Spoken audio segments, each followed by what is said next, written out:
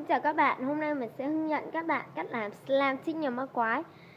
Thì nguyên liệu chúng ta cần có là một đồ khuấy, đồ đựng, và ở trong này là dầu gội đầu Lifebuoy.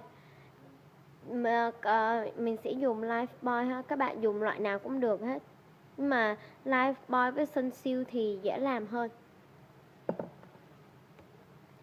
Tiếp đến là dung dịch cho miệng em bé. Rồi chúng ta bắt đầu làm nhé. Nếu bạn nào thích màu thì bỏ màu ha, còn mình thích tại vì màu này nó có màu hồng rồi cho nên mình không cần cho màu nữa ha. Rồi mình bắt đầu làm ha. Đầu tiên các bạn khuấy cái xà bông mình lên, khuấy cái này lên, khuấy lên.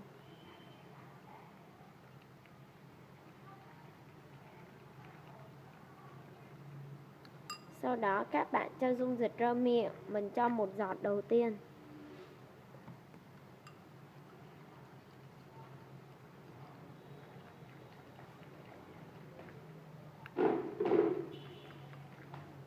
Cho tới khi bạn cho vào khuấy cho đến khi nào không còn dính cái cây, không còn dính cái đồ khuấy nữa nha.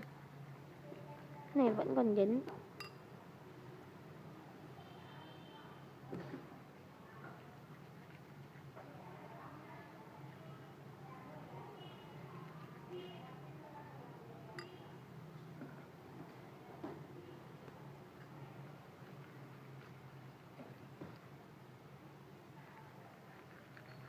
Hôm nay mình sẽ hướng dẫn cho các bạn cách học tiếng Anh bằng quyển sách tiếng Anh này của mình, English Vietnamese Facebook. Quyển này được mua từ các bạn khuấy đều lên nha.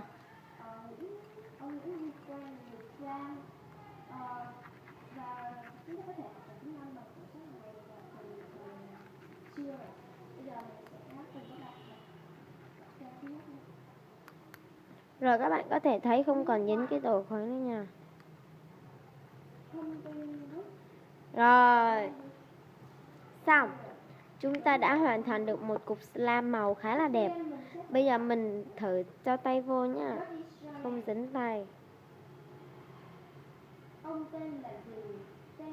Tôi tên là I am sorry, I don't understand. Tôi xin lỗi, tôi không hiểu.